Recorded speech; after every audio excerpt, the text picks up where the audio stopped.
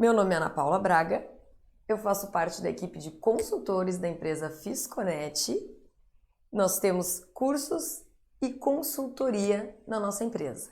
E hoje nós vamos ver o IPI, que é um Imposto sobre Produtos Industrializados. Esse imposto, faz parte da esfera federal. O que eu preparei hoje? Esse curso, esse treinamento, ele vai ser dividido por módulos. Então, nós vamos iniciar no módulo 1, que vai tratar sobre alguns conceitos do IPI, certo? Então, vamos ver. O IPI, como ele é um imposto sobre produtos industrializados e fica responsável por esse imposto a União, tá? Então, nós temos o ISS, que é de responsabilidade do município, o ICMS, que é de responsabilidade do Estado, e o IPI, que é de responsabilidade da União. Então, cabe à União instituir impostos sobre os produtos que são industrializados, ó, imposto sobre produtos industrializados, tá? Aqui, ó, nós temos no módulo 1 agora, então nós vamos ver a parte geral, ó. Nos termos do artigo 153 da Constituição Federal, no seu inciso 4º, o imposto ele é definido como um imposto seletivo em função da sua essencialidade. O que eu quero dizer com isso? O que é um imposto seletivo? O que é o princípio da seletividade? Ele vai determinar que os impostos eles vão ser tributados de acordo com a sua essencialidade.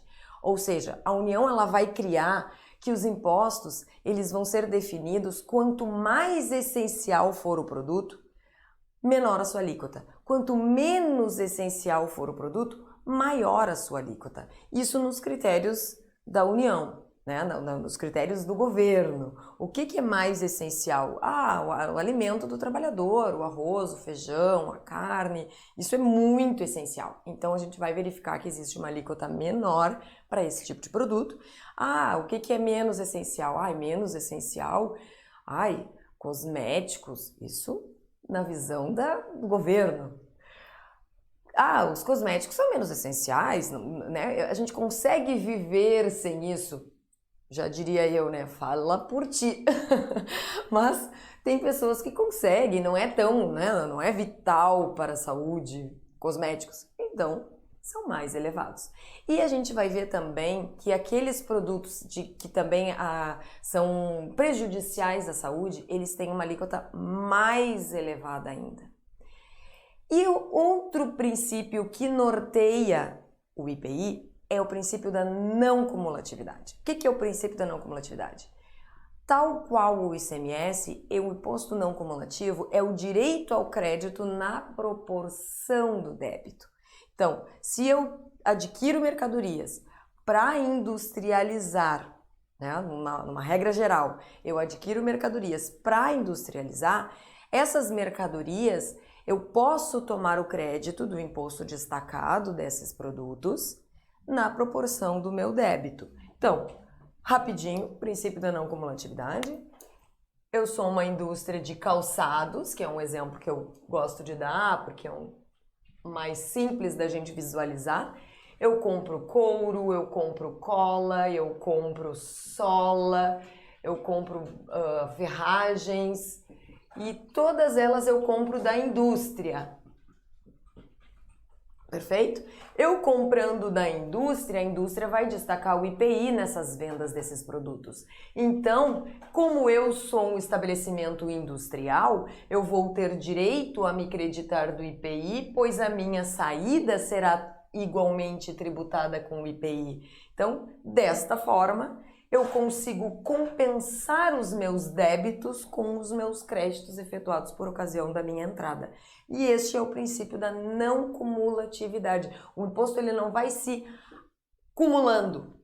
acumulando, ele não se cumula, né? Não é esse paga, aí paga 10, esse paga mais 20 e aí o próximo, supondo que aqui seja uma outra indústria, paga mais 30. Não, o primeiro da cadeia paga 10, este credita 10 e debita 20, portanto, o seu débito final será apenas 10, porque ele creditou mais 10 e debitou menos 20, tendo um saldo devedor de 10, certo? Então, tal qual o ICMS, o IPI tem o seu princípio da não cumulatividade que deve ser obedecida, tá? Outra situação importante que a gente precisa verificar no IPI, conforme eu comentei, olha ali o nosso esqueminha, o nosso esquema que foi feito sobre o princípio da não cumulatividade. Desculpa, o princípio da seletividade. Nós vimos que quanto mais essencial for o produto, nós temos ali uma baixa carga tributária, que são consumidos por todas as pessoas, sem exceção. É fundamental comer arroz, comer feijão, é a comida básica, né, do brasileiro. Então, a gente vai encontrar dentro da TIP, que é a tabela de incidência do IPI, que nós vamos ver, todas as alíquotas de todos os produtos. Então, ali do IPI, né? Então, ali nós vamos verificar que o arroz, o feijão, eles têm uma alíquota menor.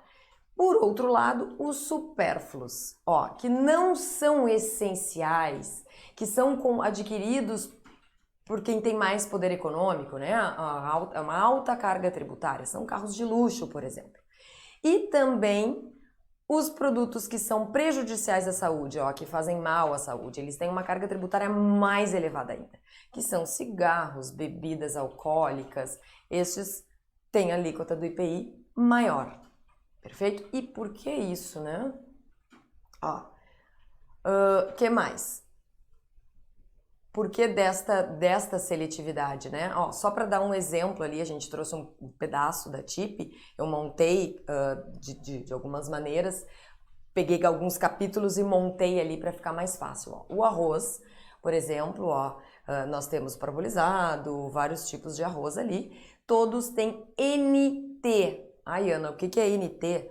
Não tributado, ou seja, não vai haver tributação do arroz pela sua essencialidade. Então, em hipótese alguma, porque se eu colocar a alíquota zero, em algum momento essa alíquota ela pode se elevar. No momento em que eu colocar NT, né, não tributado, não vai haver a incidência do IPI em nenhuma hipótese.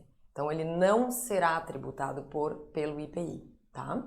Depois, nós temos ali um outro exemplo que são máquinas e aparelhos de ar-condicionado. Gente, isso não é essencial. Não é essencial, porque não faz 50 graus, né? Aí a gente acha que não é essencial.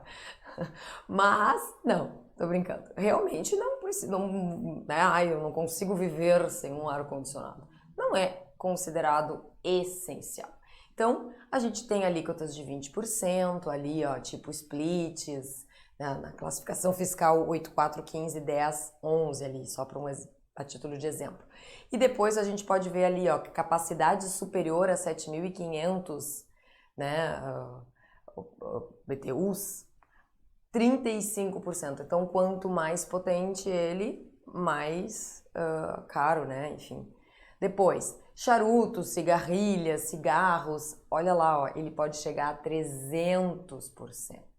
Por quê? Porque ele é extremamente prejudicial à saúde. O que a gente percebe com isso? Que isso existe uma influência no consumo. E aí agora nós vamos verificar mais uma explicação a respeito do IPI. Vamos a um exemplo, tá? O que aconteceu agora na pandemia? Bom, na pandemia todo mundo correu, comprou álcool gel, comprou máscara, comprou luvas e todo mundo lavando as casas com álcool, aquela loucura, lavando sacolinha de supermercado, isso lá no início, né? Todo mundo saiu correndo enlouquecidamente, bebendo álcool, enfim, tomando banho de álcool, tudo, era uma loucura. Logo, o governo disse, não, é um produto essencial, é um produto que a gente precisa baixar a carga tributária, a gente precisa que isso chegue mais barato para o consumidor. Vamos baixar a zero agora a alíquota do IPI.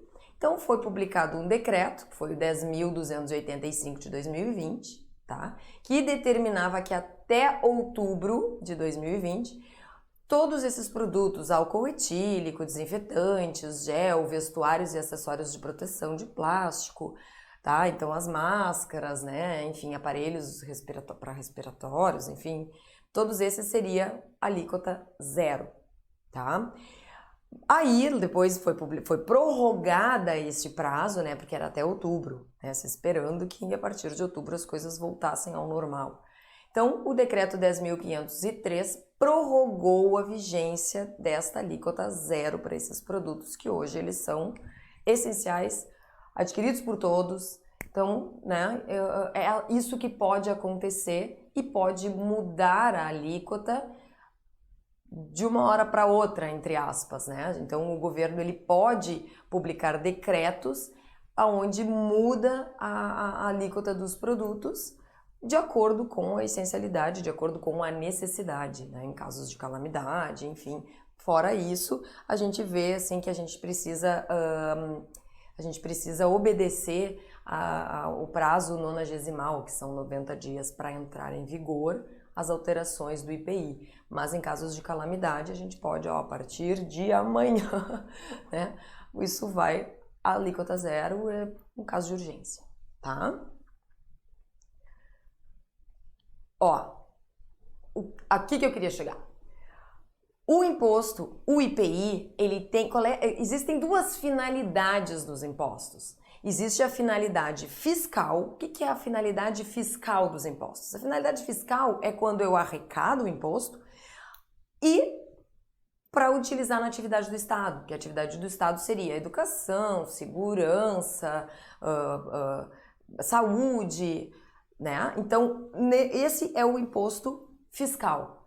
Agora, o IPI, ele é considerado um imposto extrafiscal. O que seria a extrafiscalidade do IPI? Ele não é para essas finalidades de atividades do Estado, ele não é utilizado para as atividades do Estado. Ele para mais nada ele serve que para regular o consumo. São técnicas de regulação do consumo, são intervenções na economia. Então, quanto maior a alíquota do IPI, teoricamente, menos as pessoas vão consumir. Imagina se o cigarro fosse baratinho, se a alíquota do cigarro fosse zero, NT, sei lá. Muito barato ele seria. Então, teoricamente, mais o consumo, mais se consumiria, né, o cigarro. A gente não vê muito isso na bebida, né, principalmente na pandemia, mas no cigarro funciona bem, né? Que mais? Então, quanto menos a alíquota for, quanto menor ela for, eu quero dizer, maior o consumo. Então, a gente vê o que? Assim, que isso muda também muito com a cultura, com as alterações todas que existem no próprio planeta. Por exemplo, cosméticos, como eu comentei, né? Os cosméticos, produtos de higiene pessoal, esse tipo de coisa, a gente vê que tem uma alíquota um pouco mais elevada, tá? Porém, com todas essas questões e conscientizações de que os raios solares fazem mal, incidência de câncer e tudo mais, o que aconteceu? Baixou a alíquota zero. Então, vocês podem ver que há muitos anos atrás a gente ia para o sol e não usava protetor solar. A gente não tinha essa consciência de que o sol fazia tão mal. Fora isso, o sol também não fazia tão mal, né? Eu acho que a camada de ozônio, tem um monte de teorias, enfim, mas as incidências solares, elas estão mais danosas à nossa saúde. Então quando eu tinha 12, 13 anos, nossa, o que eu queria era ficar muito bronzeado. Então eu ia pro sol, se possível, eu botava até um acelerador de bronzeamento. Aquela coisa louca, eu passava o dia inteiro lá, estarrachada no sol.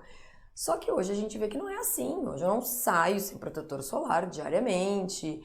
Então, com esse aumento do consumo, como ele é muito relacionado à saúde da população, a gente vê que o governo, rapidamente, mudando essa conscientização, passou a botar a alíquota zero, né, a tributar a zero o protetor solar. Tá? Então, vejam como isso influencia também no consumo. Então, as pessoas começaram a usar mais porque ele barateou. E já é caro, né? Vamos combinar que um protetor solar é muito caro. E se a gente ainda usasse na quantidade que deve, porque na verdade a gente usa uma quantidade muito pequena porque a gente fica todo melicado, mas a quantidade recomendada é colocar um monte, né? A gente tem que quase, se tu se deitar sentado, tu escorrega.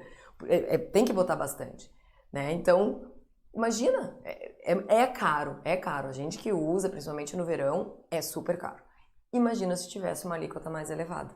Então, isso diminuiria mais ainda o consumo, né? Alguma dúvida? Podemos seguir? Vamos embora, então. Agora nós vamos, então, começar o módulo 2. O módulo 2, nós vamos ver a incidência do IPI. Em que incide esse imposto? Parece barbada. Imposto industrializado. Então, o IPI incide sobre a industrialização dos produtos. Mais ou menos. Claro que sobre a industrialização, sim, ele incide, mas incide também em outras situações. Vamos ver. Estabelece o artigo 2º do regulamento do IPI, que é o decreto 7212 de 2010. Tá? Às vezes esse decreto muda e muda todo. Então ele já foi 4544, agora o atual, atualizadíssimo, é o decreto 7212 de 2010. Diz que o IPI, o imposto, incide sobre produtos industrializados nacionais e estrangeiros, obedecidas as especificações da tabela de incidência do imposto sobre produtos industrializados, a TIP, ou TIPI, como alguns chamam, tá? Então, tabela de incidência de imposto sobre produtos industrializados, que é aprovada pelo decreto 7212 de 2012, tá? Então, o campo de incidência do imposto, ele abrange todos os produtos com alíquota, ainda que a alíquota seja zero, tá? Que são as relacionadas na TIP, observadas disposições contidas nas respectivas notas complementares, excluídos aqueles que correspondem à notação NT. Conforme eu comentei, NT é não tributado. Então, nós vimos assim, que mesmo que a alíquota seja zero, significa que incide IPI. Sim, ele incide. Então, quando nós formos lá na TIP, que é a tabela de incidência do IPI, nós vamos ver ela um pouquinho nos próximos módulos, nós vamos ver que a TIP, ela traz lá o produto, ela traz a alíquota do IPI. Quando tiver a alíquota zero, considera-se como se a incidência do IPI, sim, só que a alíquota é zero. Quando for NT não tributada, significa que não há incidência do IPI, certo? O IPI não chega até aquele produto, ele não incide sobre aquele produto, perfeito? Então, sobre a incidência do IPI, é isso. Próximo assunto que nós temos que ver, que eu separei pelo módulo 3. O módulo 3 é o conceito da industrialização e de estabelecimento industrial. É muito importante nós entendermos esse conceito. Por quê? Porque me parece assim, o que é industrializar? Industrializar é eu pegar um produto e transformar em outro. Simples assim. Não é só isso. A industrialização, ela é considerada também em outros momentos. Tá? Eu não preciso transformar o produto para ser considerado um estabelecimento industrial ou ser industrialização, que agora é o que nós vamos ver. O que nós temos então? Que caracteriza a industrialização qualquer operação que modifique a natureza, o funcionamento, o acabamento, a apresentação ou a finalidade do produto, ou o aperfeiçoe para consumo. Vejam bem, então o artigo 4º do regulamento do IPI, ele traz esse conceito, que é qualquer alteração no produto, não é só transformação. Então, que exercida sobre matéria-prima, produto intermediário, importe na obtenção de espécie nova. Então, obviamente, se eu pegar um produto, uma matéria-prima, eu pego lá a madeira e transformo em cadeira, perfeito, eu enxergo essa industrialização perfeitamente. Eu transformei um produto em outro. Aqui não há dúvida. Agora, o inciso 2º me diz que importe em modificar, aperfeiçoar ou de qualquer forma alterar o funcionamento, utilização, acabamento ou aparência. Então agora eu não vou mais transformar ele de uma coisa a outra. Eu estou apenas melhorando a sua aparência. Eu estou apenas beneficiando este produto. Eu estou pegando uma cadeira de madeira simples e aí eu vou laquear a cadeira, vou pôr rodinha nela, eu vou colocar um estofado, eu vou colocar um suporte para os pés. Eu estou beneficiando, ela não vai deixar de ser cadeira, mas ela vai se tornar uma cadeira melhor, com um valor agregado maior. Perfeito? Então, aqui nem sempre eu enxergo como uma industrialização. Eu estou enxergando como, como se eu tivesse só prestado serviço. Mas aos olhos da esfera federal, né, aos olhos do governo federal, eu estou praticando uma industrialização. Então, se eu pegar um produto, uma cadeira, beneficiá-lo, e esse beneficiamento, esse produto beneficiado, ele for vendido para um revendedor, eu que beneficiei, eu sou a indústria que beneficiou, eu sou o industrializador. Eu tenho que pagar o IPI nesta saída. Certo? Lá no treinamento de ISS, aí nós vemos que se eu, Ana Paula, entrego a minha cadeira lá para o estofador melhorar, ele não tinha espuma, agora eu quero que coloque, ele não tinha capitonê, agora eu quero que coloque, capitonê aqueles buraquinhos, né? Enfim, e eu sou consumidora final, aí é uma prestação de serviço sujeita ao ISS. Isso a gente vê bem lá no treinamento do ISS. Mas no momento em que eu faço este serviço e vendo para um revendedor, aí eu entro no conceito do... Se você gostou do vídeo, para maiores informações, entre em contato com alguns dos canais de atendimentos que apareceram durante o vídeo, ou pelos links abaixo do vídeo. Também poderá entrar em contato através do representante que lhe passou as informações. Fisconete agradece.